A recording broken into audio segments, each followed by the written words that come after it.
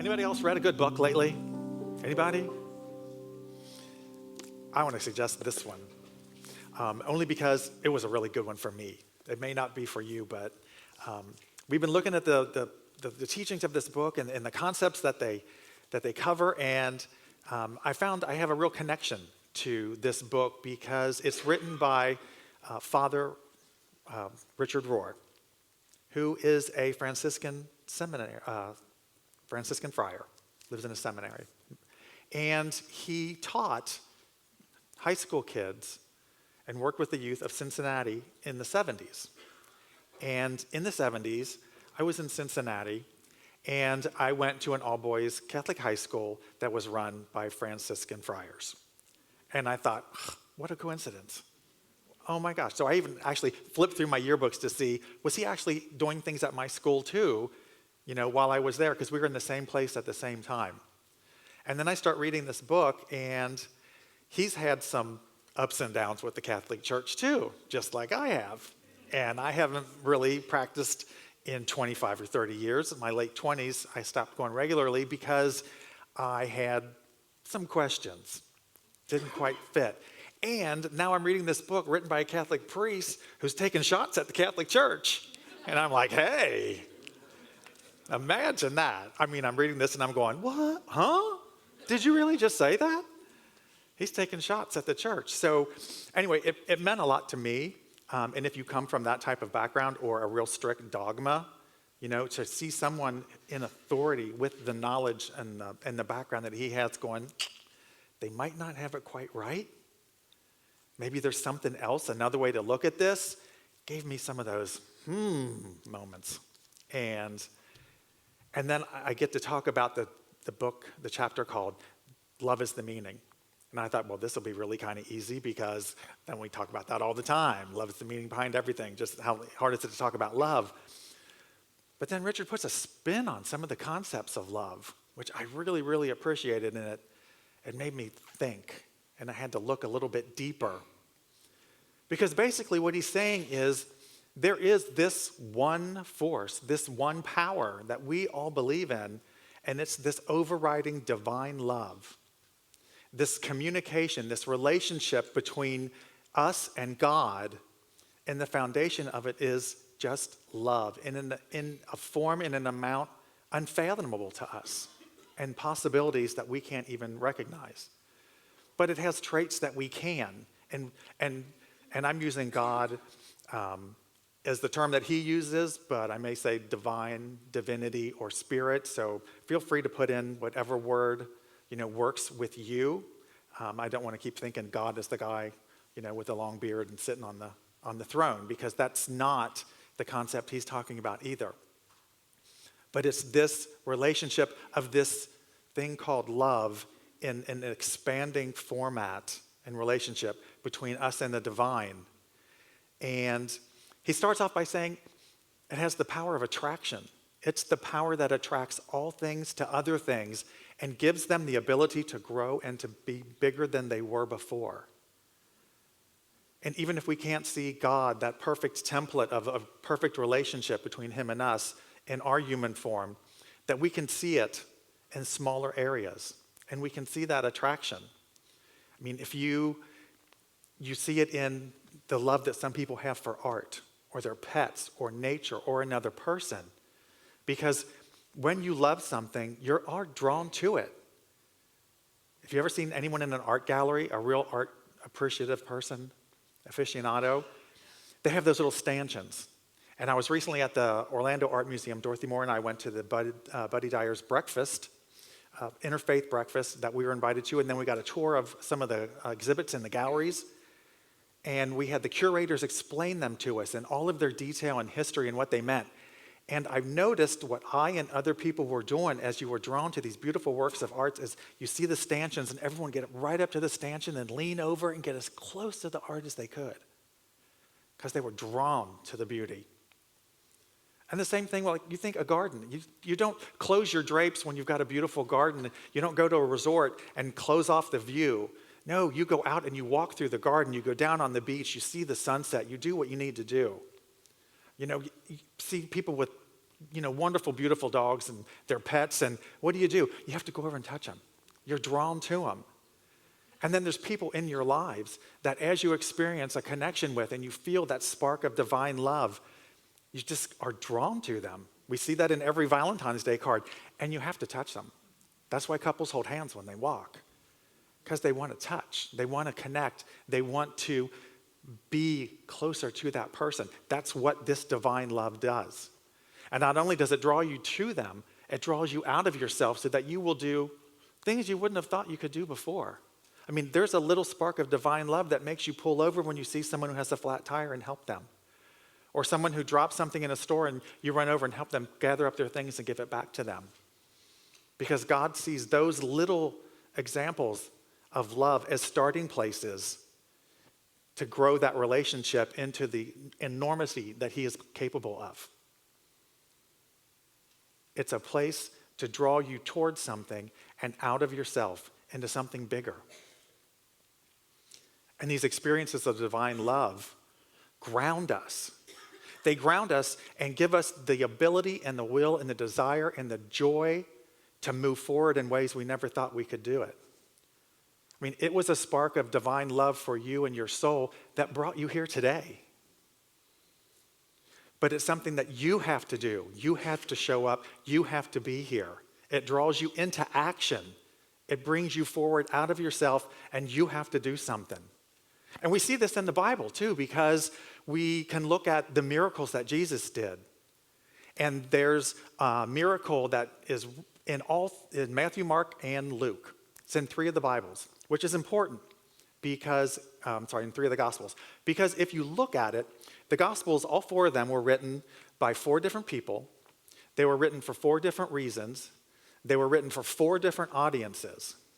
And they were the reasons that they were trying to document that these people needed to know about this man, Jesus, and what he did. And they each give a snapshot of him. They give a view. It's not a complete view. It doesn't include everything he did or everything that he said, but it's their view, their highlights of this is the message you need to get. So if all of these people are writing all these different accounts, but the same thing shows up in a bunch of them, it means something. And so there's a miracle of the woman who touches the hem of Jesus' coat. And it's in 3 of the Bibles, or 3 of the Gospels, and they say the same. Jesus is attributed to saying the same thing.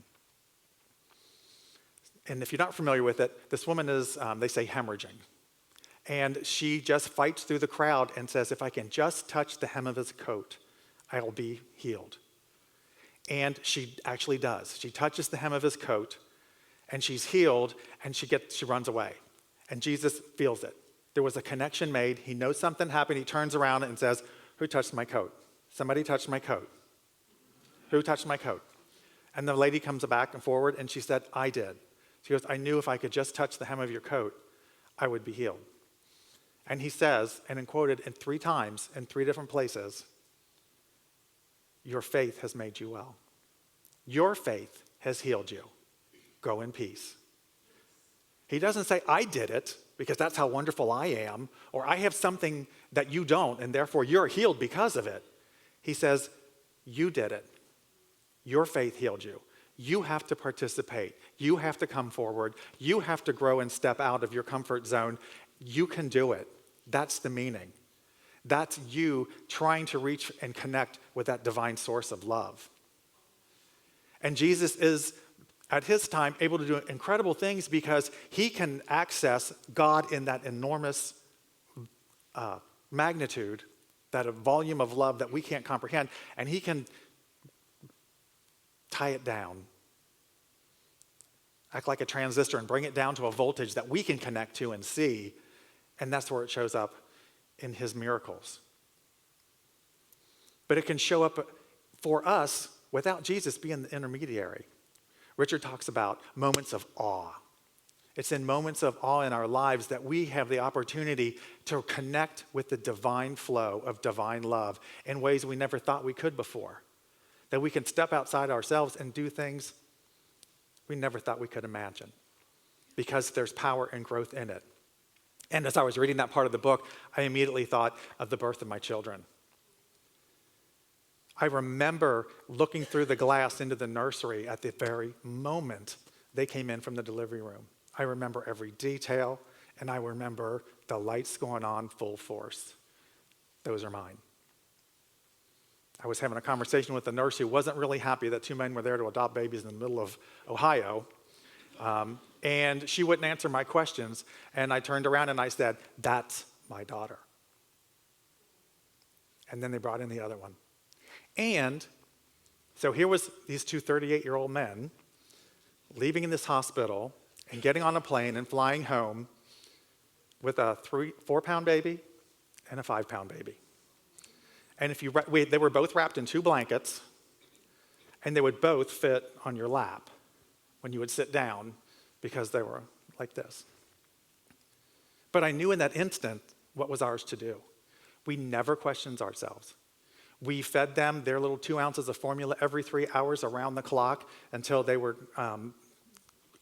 getting to be, regular-sized, normal-sized babies for their age. We would take them to the baby doctor.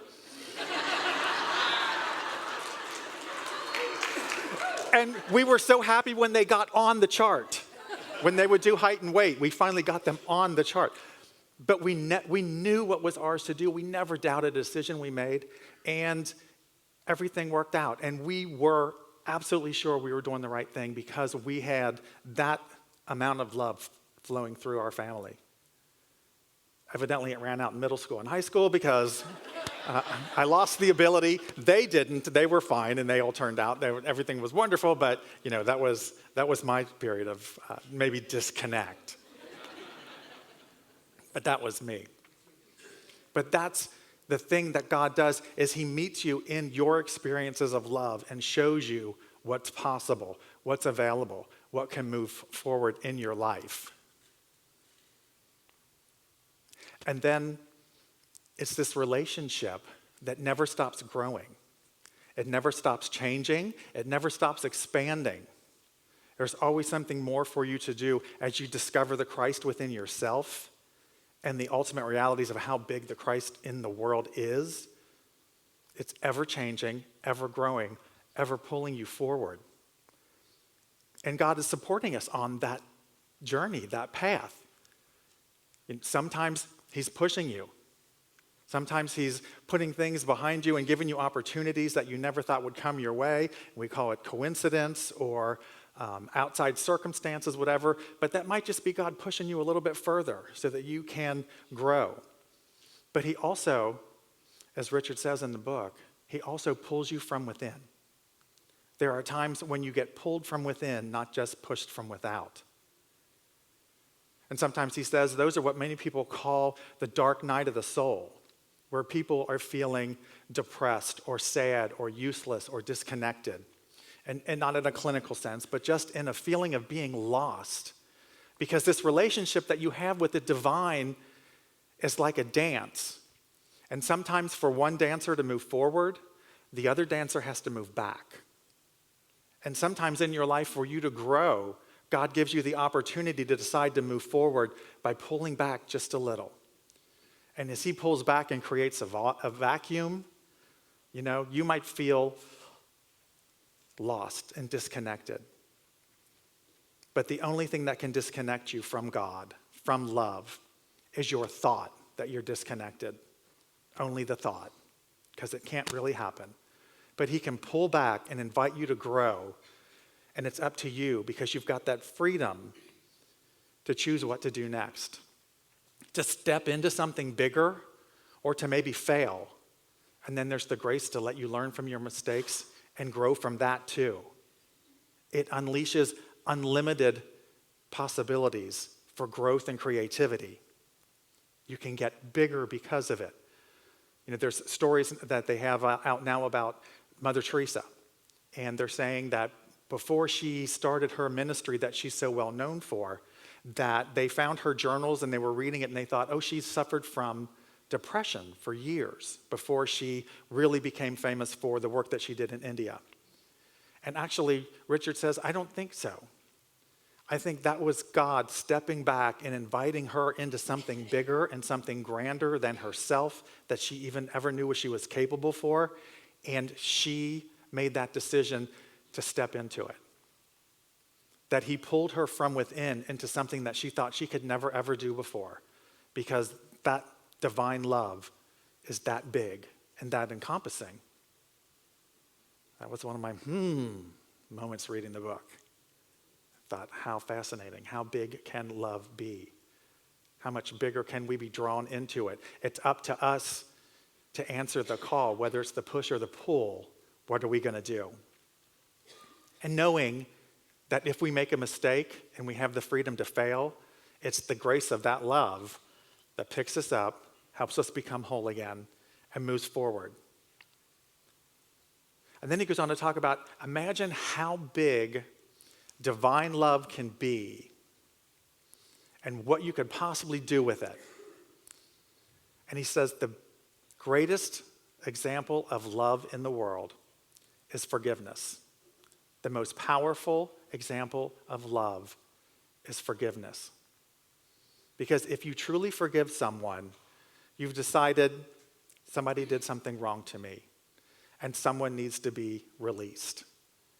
And you step into, yes, I'm going to let them go.